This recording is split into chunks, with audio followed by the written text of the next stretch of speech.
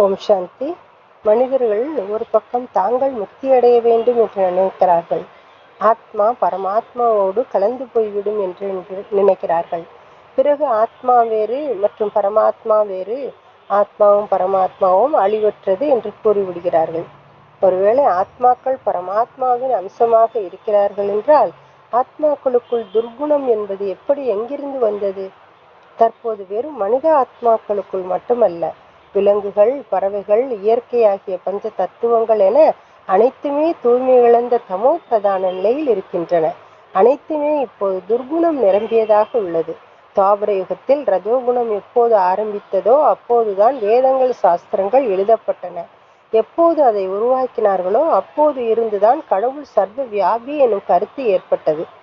முஸ்லிம்களும் கூட முதலில் இறைவன் பரந்தாமத்தில் தான் இருக்கிறார், இந்த உலகில் இல்லை என்று சொன்னார்கள். அவர்களும் இப்போது ஒவ்வொரு அணுவிலும் இருப்பதாக சொல்லிவிட்டனர்.